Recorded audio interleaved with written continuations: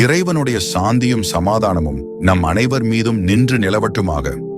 இன்று ஆட்சியாளர்களும் கணவான்களும் குற்றம் பிடிக்கப்படுவதில்லை.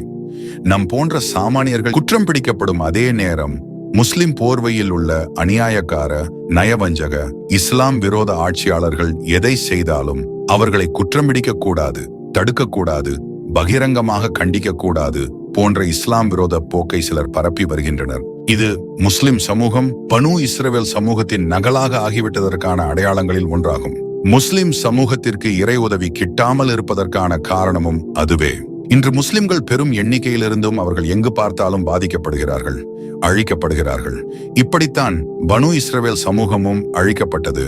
குற்றம் பிடிப்பதில் அவர்கள் பாகுபாடு காட்டி அரசர்களையும் பணக்காரர்களையும் விதிவிலக்காக்கி பலவீனர்களை மட்டும் தண்டித்ததன் காரணமாகவும் தங்களுக்கு வழங்கப்பட்ட நன்மையை ஏவி தீமையை தடுக்கும் பொறுப்பை அவர்கள் கைவிட்டதன் காரணமாகவும் அன்னை ஆயிஷா அறிவிப்பதாக வரும் நசாயியின் 4914 ஹதீஸில் இப்படி வருகிறது.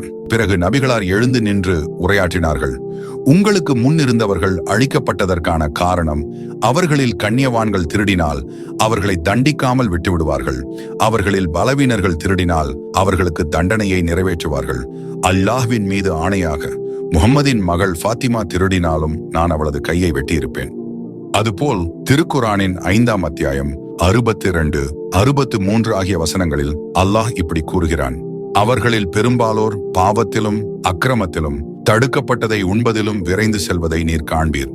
அவர்கள் செய்து கொண்டிருப்பது எவ்வளவு மோசமான காரியம்! பாவமான வார்த்தைகளை கூறுவதை விட்டும் தடுக்கப்பட்டதை உண்பதை விட்டும் அவர்களுடைய குருமார்களும் அறிஞர்களும் அவர்களை தடுக்க வேண்டாமா?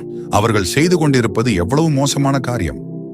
இந்த சப்ஜெக்ட் தொடர்பான விரிவான விளக்கங்களுக்கு கமெண்ட்ஸிலும் டிஸ்கிரிப்ஷனிலும் உள்ள காணொளிகளை தவறாமல் முழுமையாக பார்க்கவும்.